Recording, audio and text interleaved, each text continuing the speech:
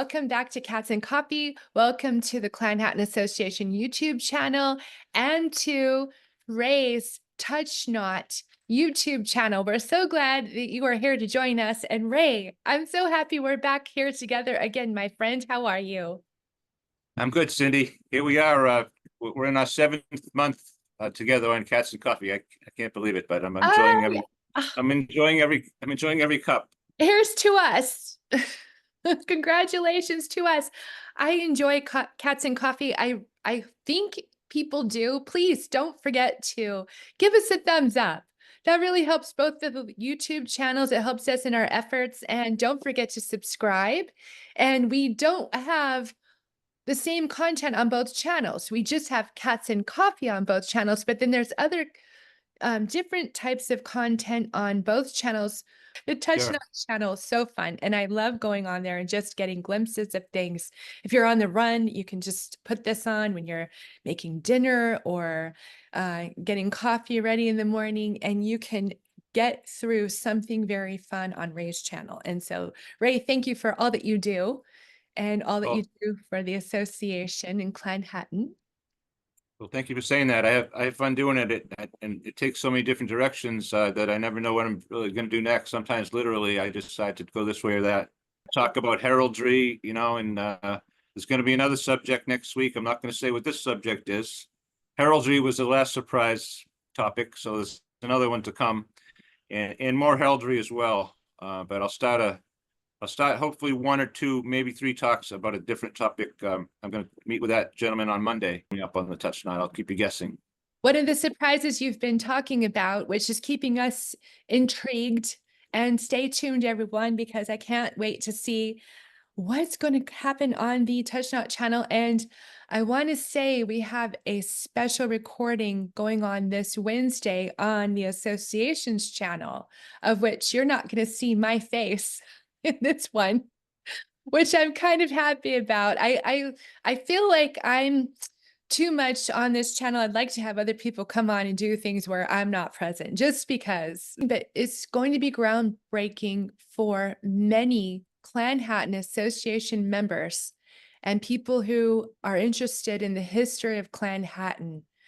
This is a phenomenal interview and discussion between Graham McKenzie, who is the author of Gillicatton's Posterity, and just completed a new work that he's written about.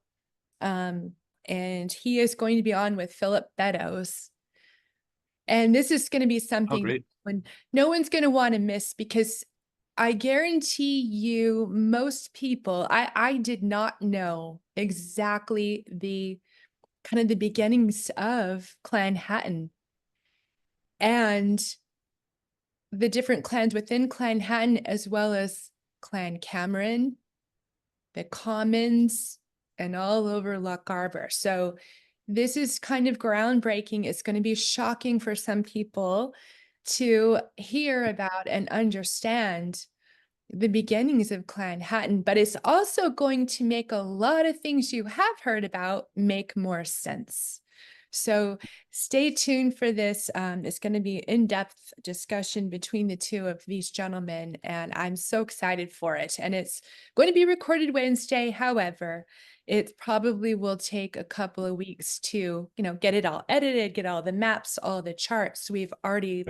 Philip's already begun to make family history charts so that we can follow along more easily with the histories that are going to be given. So it should be phenomenal. I'm very excited about it.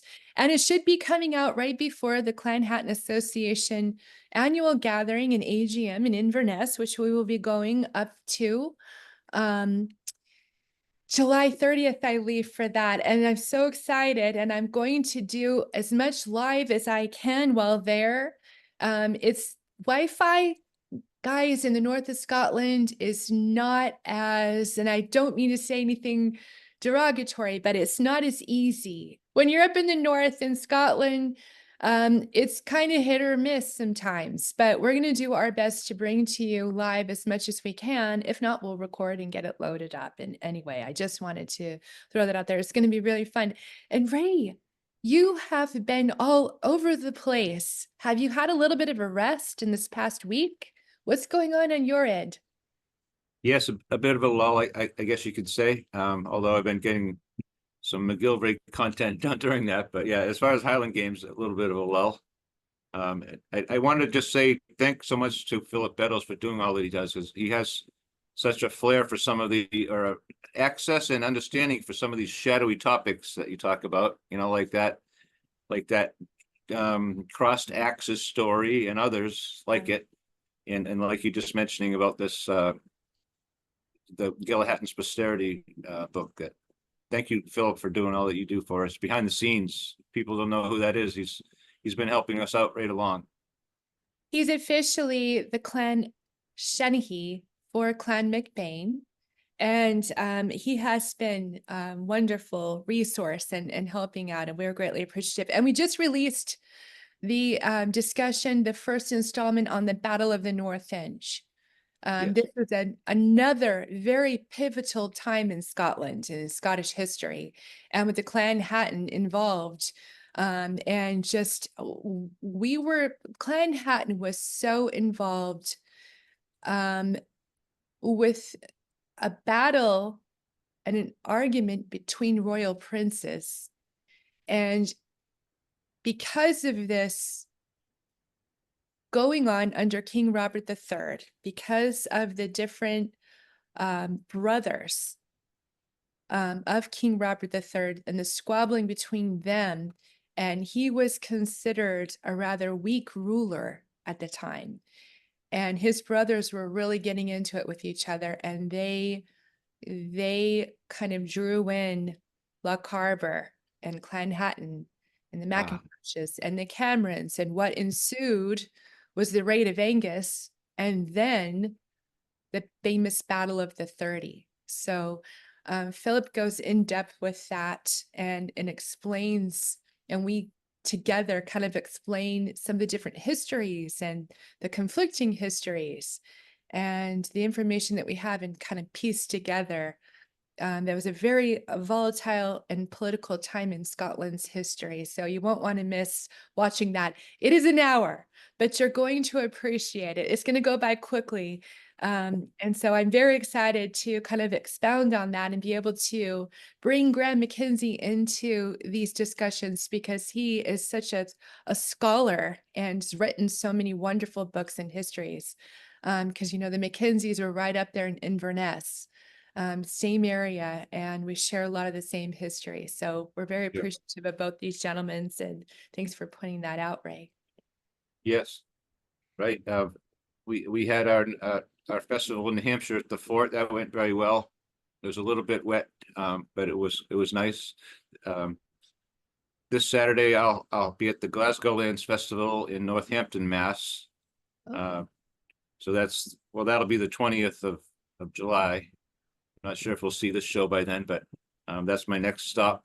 And then 2 in August are the main Highland Games on August the 17th, and the Queechee Games in Vermont on August the 24th. Okay. That's quite a nice one. It's a small festival. Has its quality that I love is that it's small in where it is in Vermont and all that kind of thing. And the week before that, the main Highland Games in Brunswick on the Maine coast. That's a big one, and that's packed with all kinds of events this year. Both of those would be queecheegames.org and mainhighlandgames.org. If you're in the area or you want to have a little vacation, go on over. Go say hi to Ray. Go in the Clan Hatton Association tent. Say hi to Ray. Give your support, and send us pictures of you. If you're attending Highland Games, you're dressing up in your tartan, if whatever it is, if you're doing something Scottish and enjoying yourselves, please send us your pictures, send us your videos. We would love to post that, and we will stay tuned with you, Ray, so we can watch you. Every time we do Cats and Coffee, to go ahead and post the calendar of upcoming events. So you should be able to Yes, look in the description and find the calendar. But over this past weekend, there were some of the two biggest Highland games in the world. One of the biggest in Scotland was Inverness, and I saw some pictures coming from Inverness. Clan Hatton yes, Association was present on that field, and there was the Highland Clan Society. Thank you, Ray. I believe something like that. Yes, and it is a movement to bring clans together kind of in the same place, because in Scotland this is not a thing that is done. Normally Yes, there are a lot of many, different types of Highland games, but you don't see the clans participating really. If you do, it's just the local clan, one or I two. see. So they're trying to have a movement so that clans do get together like they do here in the States. And so kudos to these three wonderful individuals for getting this society together and this movement together. And they have a big tent every year in Inverness at the Highland Games, and they put all of the clans inside of this large tent so that people can go and learn more about their family heritage and ancestry. So a big thanks to them. We'll stay tuned as those pictures come out from the Inverness Highland Games. It looked like it was really good and really well attended. And then also we had Grandfather Mountain Highland Games, and just wanted to, do a Yes, shout out. Thank Diana DeBroen, Georgia, and Barry. They really did a great job. They do a great job every year. You'll see the pictures of the Clan Hatton Association tent. And then we got the pictures in. I posted it on the social media. All of Clan Hatton, all 12 clans were represented this year. And I don't know if that's ever happened before at any one games. All 12 clans represented at the Grandfather Mountain Highland Games. And though the Shaws and the McPhails did not have a tent, Clan Hatton Association tent was run by Shaws and McPhails. So we are counting that as ah, representation, of course. right. And then the other 10 clans were all there. So Ah, what wonderful. fun that must have been. I just hope, I don't know. They usually do the clan march kind of by alphabetical order, but I'm somehow hoping wouldn't it be nice to have all of the clans of Clan Hatton march in together? Just so you know the magnitude of this event, folks, there was 108 clans altogether. Yes, So that's huge. I do believe it is the biggest games in North America and one of the Yeah, biggest for clans. right. Uh, I've been down there twice. Beautiful one. Wonderful. I've never been to that one, but I'll be at Georgia, Stone Mountain. That's another good sized one. Very big again for the clans. There's a lot of clans that go to Georgia every year. So Stone Mountain. So we'll be there. And also Diana and Barry and Georgia will be joining us in Georgia for the first time this year. So that'll be exciting. The spotlight for the month of July is Clan MacGillivray. And I It know is. you've been doing some great content on Clan MacGillivray. The clan crest is wonderful. I love the MacGillivray cat. I Yes. really wear this badge a lot because this cat is front facing. So there are many wild Scottish wild cats contained in cat badges and clan crests for the Clan Hatton clans, but the cats will be positioned a little bit differently. No two cat Right. badges, clan crests are the same positioned cat. So the MacGillivray is rather interesting because he's staring right at you. That's right. You don't even need the words. You don't even need those words. If you can't read English, maybe you're all set. You know what this says. Headshot, because like the Macintosh cat is, off to the side. You see his profile, and he's still scary, but this cat's like he's coming for you, and he's coming for you right now. I think it might be she even. I mean, the way I'm just saying, It could be might either be a one. she. Might be a she. Shame be upon me. So Right. so with that, I know you've been doing some wonderful content. Again, everyone go over to Ray's channel and look at the MacGillivray content. And just to really start it off, we're going to give you a little bit of information about the Clan MacGillivray. But one of the most prominent figures and heroes of all time in Scottish history is Alexander MacGillivray, the chief of the MacGillivray who fell on the Culloden battlefield. He was actually, as the story is told, going to the well to get a drink of water for a badly wounded gentleman who probably wasn't going to make it, but just wanted a drink of water. And he was going up to the well to get this gentleman a drink of water. He was such a prominent hero in Scottish history and on that battlefield. And don't forget, you need to become a member of Clan Hatton Association. Support the efforts of the Clan Hatton worldwide. And when you do become a member, you will receive one of these beautiful On the Trail books, as well as the Touch Not magazine, which is produced annually. So if you have not yet renewed your membership, please do. And if you are not yet a member, please go ahead and join. And you will be kept informed, and you will get these wonderful publications, and you will gain access through the website to the Clan Hatton Association journals, which contain a lot of history that you won't get anywhere else. We're so excited that this new website will be ready later this year. And if any of you are having any issues going on the site at all and renewing your membership or becoming a member, if you have a problem, please email us. And I will put the emails right here. You can email myself, and you can email the association. So please go ahead and join us. Ray, I will turn it over to you. Okay, thanks. Right, so this is the Minor Steps of Clan Hatton, a book that Cindy sent me a while back. And again, I'll say that the minor steps wording is explained pretty well in the front of this book. Does not mean anyone is minor or lesser than anyone else. So this is part about MacGillivray, which is quite a lot here.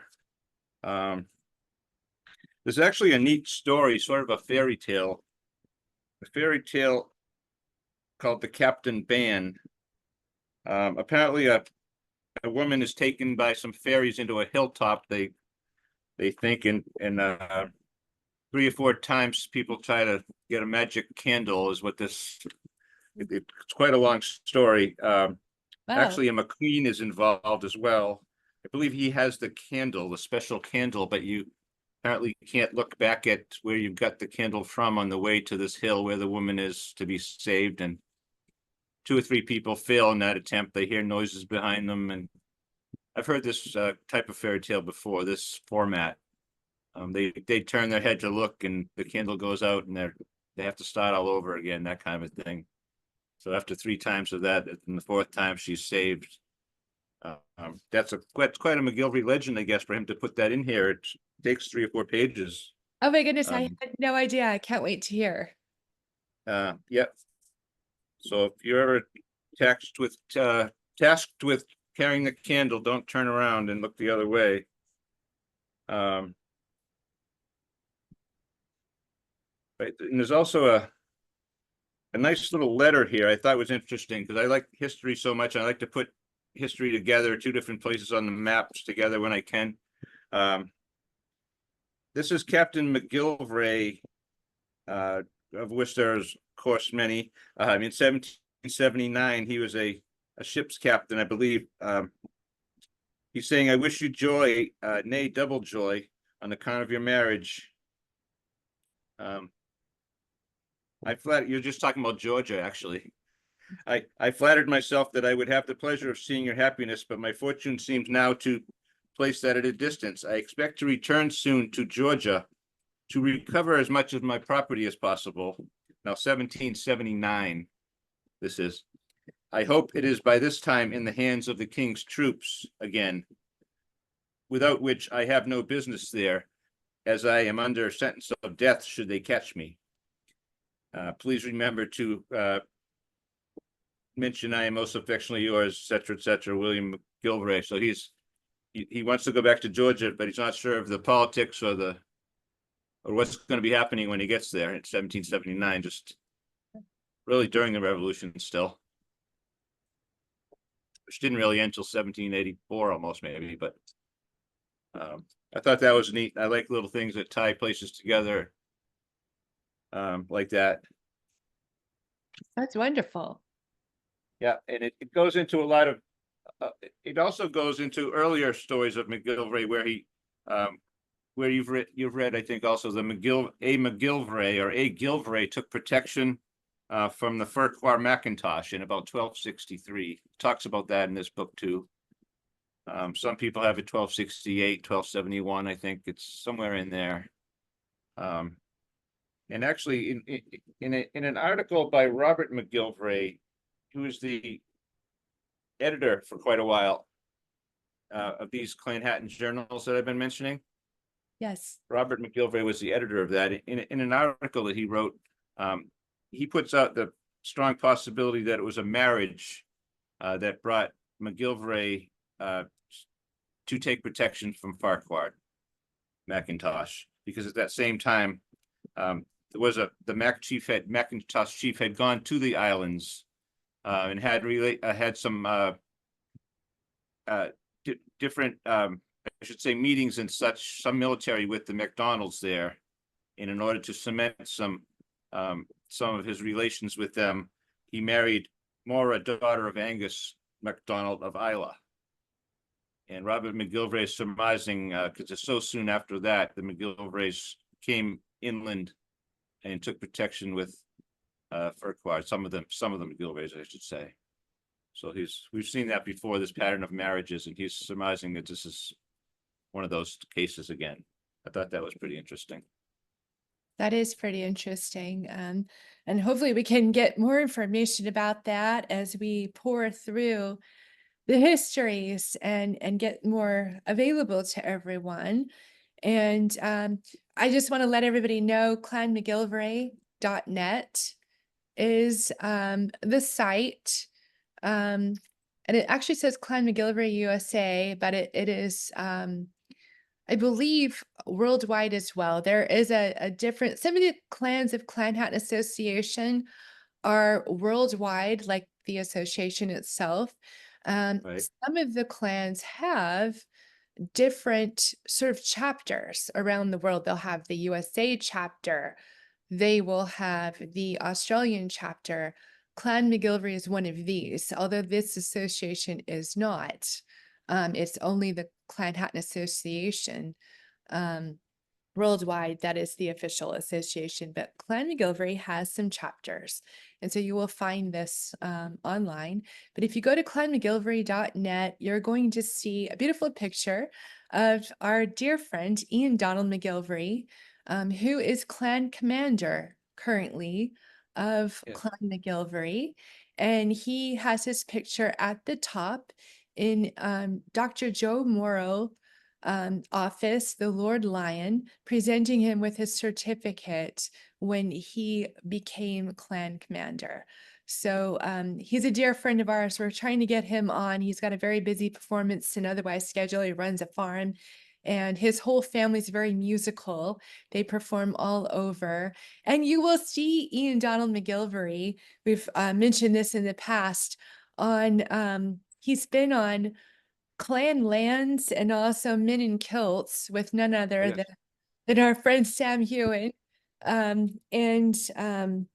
The above Gaelic source for the name MacGillivray is only one of a number that have been suggested, though it's the most widely accepted in the context of the Gaelic social structure of the west coast of the Isles of Scotland, for whence the clan is thought to have originated. It most likely refers to an occupational role and perhaps a hereditary one of Deemster or Doomsayer, the officer of the Lord's Court of Law who pronounces the final judgment.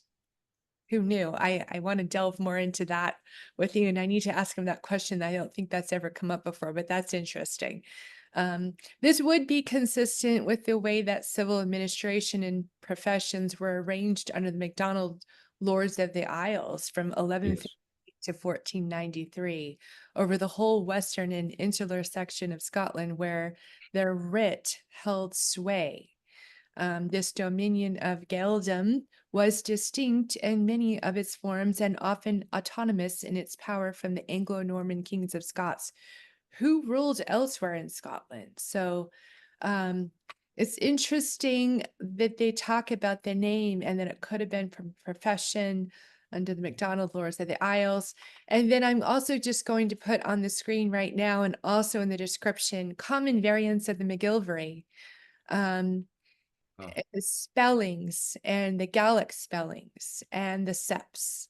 So there are literally just of MacGillivray alone, I would have to count them, but I'm glancing over here and I'm going to say upwards of 20 to 25 different spellings of is just that right? it's incredible. So I'm going to put those all up for everyone to see. Have a look, see. So we often talk about, don't hold fast when you're doing family research or family history. You have your own, surname that's one of these clans or septs. Don't hold fast to the spelling necessarily. The spellings change from time to time for different reasons. Yes. Um, I've got another video coming out with Graham Tom, who's the clan Shawnee is how you pronounce it for him, for Clan MacThomas, and Yes. talks a lot, not so much about Clan MacThomas history because that was covered with Chief Finnegan, but he talks more about how to research your family history and genealogy and DNA. And actually, this is a very fascinating discussion. It's almost ready to go live on this site. But he talks a lot about name spellings and the reasons for the different spellings, so you won't want to miss that. But Clan MacGillivray in Gaelic is Clan Gillibrath, Yes. if I am pronouncing that correctly. In this book, actually, he talks about some very older people in his, I think, in his own childhood. I was trying to say it or think of how to say it. That the last syllable is the emphasis. So it's almost like MacGillivray or MacGillivray, not MacGillivray like we do, or I do at least.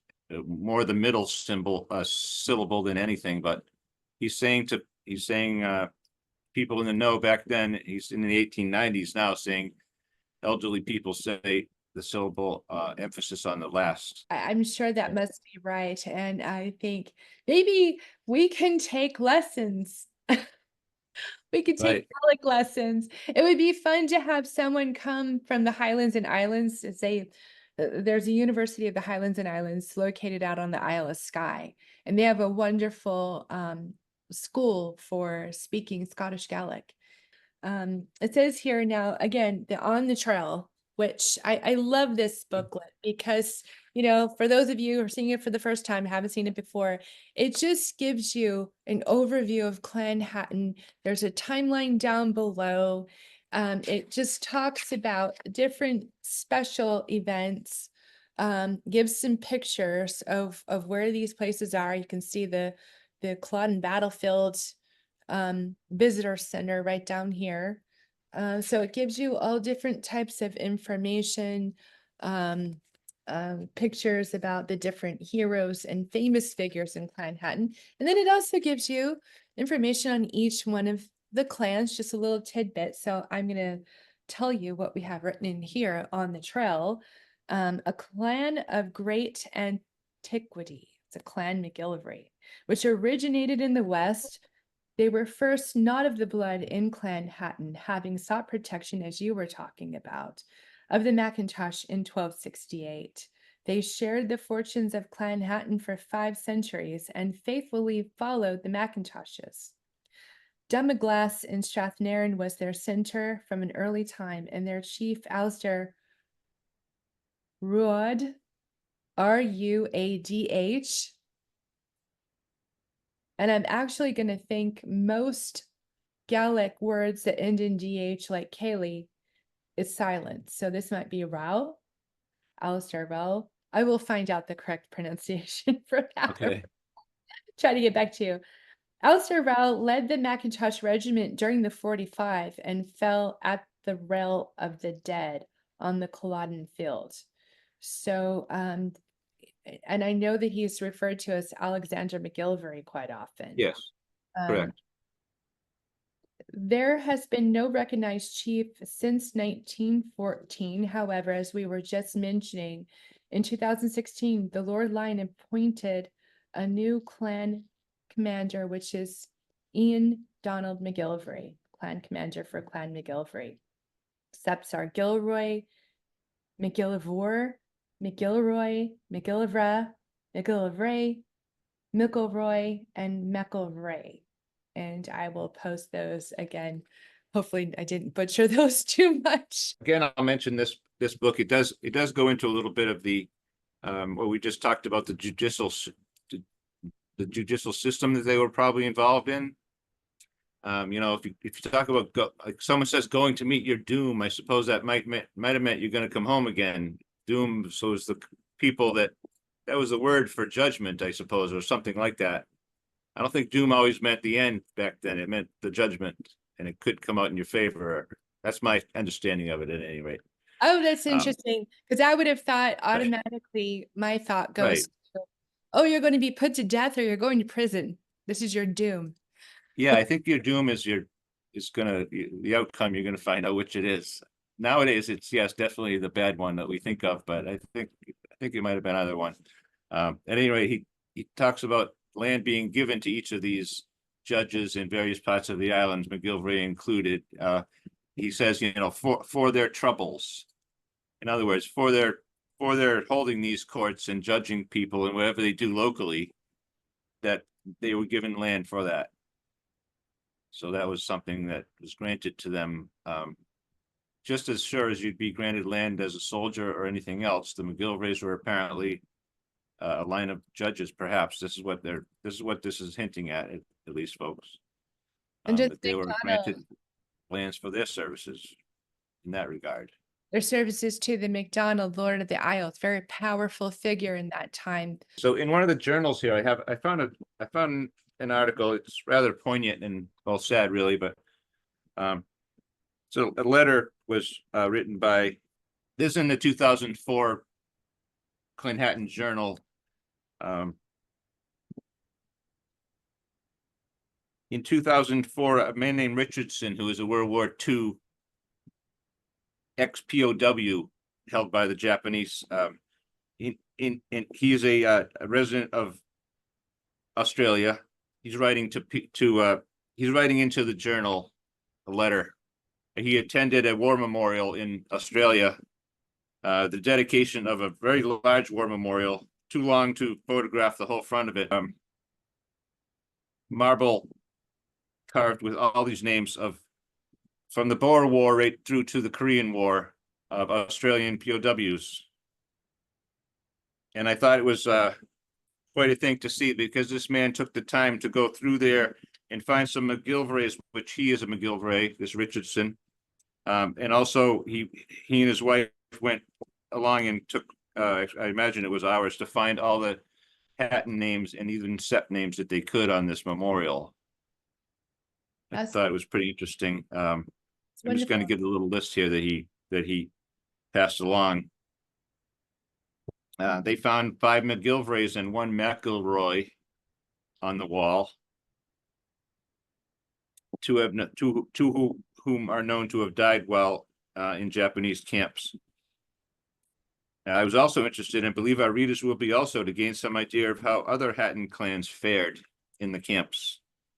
So don't forget, these are from Boer War, which is about 1898, I think, up into the Korean War, which is probably 1954, 1953. So these are the numbers on this prisoners of war monument, both released and died in the camps of Australians. Mackintosh, 5 in World War II, 16 in World War I, 5 elders, 16 nobles, 2 Dallas, 1 McNiven, 1 McAndrew, 1 McRitchie, 1 Heggie. These are all names I recognize from the sept lists, everyone. If you take a look through them, please do that. These are all our clan folk. McPherson, 5 in World War I, 14 in World War II, 8 Gillies, 10 Gillespics, 2 Catanac, 7 Murdoch, 4 McLeish, 2 Keith, and 1 Gow. Davidson's, 1 in the Boer War, 3 in World War I, 35 in World War II. Now, these are just prisoners of war, folks, not casualties or killed in action. Just the prisoners. Davidson, 12. Davison, 12. Davy, 5. Dawson, 40. Davis, 72. Shaw's, 4 in World War I, 37 in World War II. Farquharson, 1 in World War I, and 4 Coots in World War II. McBain, 8 plus 1 Macbeth and 3 Bain. Clanfail, 2, doesn't specify the years, nor does it for the rest. McQueen, 5 plus 12 Swan, which is a McQueen name. McThomas, 3 Tom, 2 Macombe, 1 Macomas, 33 Thompsons, and 110 Thompsons with a P. There was 36 McLeans and 16 McIntyres, but no way, there was no marking on these of what war, what year. So I thought we'd take a listen to that if you don't mind, folks. I find all these articles interesting from whatever points they come in the globe, whatever periods of history. I'm very interested in all of it. Absolutely. And most especially, that here were people taken prisoners of war and Right. who were associated with Clan Hatton and its 12 different clans. And so, we always want to honor those individuals for their sacrifices and service. It's just incredible, what people have had to go through in terms of war. And so it was wonderful of this gentleman in 2004 to send in, all of those names to the journal. And again, folks, you can have access to those journals when you join and become a member. All that it does is it just helps us and the association keep things in print for you and put together histories. And at one point, the society was doing a journal. The council was producing these journals, and they are no longer in production, but they are full of wonderful articles and information. And if you join and help with those efforts, you'll have access to those on the website. You'll be given a member login, and you'll be able to read the journals for yourselves and pour through some of these articles that are really interesting. And people took so much time to prepare these journals, and we're very grateful to them for doing that. If you are a MacGillivray, or if you have an association with any MacGillivrays, and you want to post a comment below and just let us know. Let us know what you'd like to see. Again, we like hearing from you. So please, by all means, let us know what you'd like to see. Let us know anything about Clan MacGillivray, your associations. Again, send us pictures of what you're doing. If you're dressing up, if you're going to any of these Highland Games or society events, Right. send us your pictures, send us your photos. We'd love to see you, and we'd love to share with everyone else what you're doing so we can get to know you a little bit better. In Kalamazoo, Michigan, on September 7th is the Kalamazoo Scottish Games. And there's a young lady, her name is Jenna, and she's running the clan tents there. She's a MacPhail, and she wants Clan Hatton clans to be at the Kalamazoo Festival on September 7th, my friends. Please, I looked at the last year's list. I didn't see a Clan Hatton on there. No. So please, there's some Clan Hatton conveners in Michigan, is there? Or if Kalamazoo, I don't know if it's near the border of another state. Please help out Jenna. with the Kalamazoo Festival on September the 7th. Please look it up, KalamazooScottishFestival.org, and get a hold of her. I have her email too if you want to get to me first or whatever you want to do. I'd like to stir up some clans. Clan Yeah, Hat, and of course, any clans though. She needs some help. yeah. Kalamazoo And on the 7th and let September. us know if you're interested in helping to convene in your neck of the wood. We're always looking for people, such as Ray and myself and Dana and Barry and Georgia, who want to go and represent Clan Hatton Association. We will help you get everything you need together to be able to have a Clan Hatton Association tent. And also, if you're Yep. one of the 12 clans, we're starting to ask if people are available, if they'd like to put one of the Clan Hatton Association banners. We have pop-up banners in your tent with some information about the Clan Hatton Association. We like to promote all 12 clans in the association tent, but if we can't That's be right. there on site, it would be helpful to be able to promote the association in any way possible in some small corner. And we're very happy to help you with that. So I'm going to put my email address here and in the description, and get in touch with myself or Ray, and we will help you out. We'll get you going. Yes, very exciting, folks, and it's a lot of fun. It's a lot of fun to do. It's very rewarding, really is. I mean, it's hard to explain just what happens when someone comes up and says, Cindy knows this, and Georgia Godwin and others down there know this. There's a look on their face when they find out something that they had always wondered about, and you're there able to provide that to them, and it's a special thing. It really is. It's neat.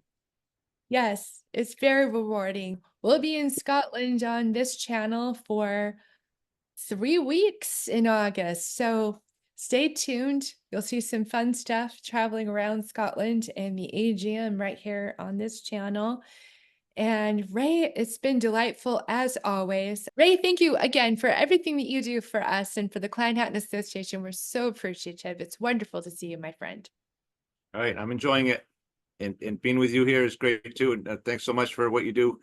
And this is probably the 14th Cats and Coffee, I think, folks. So And we're going to do number 15 next week.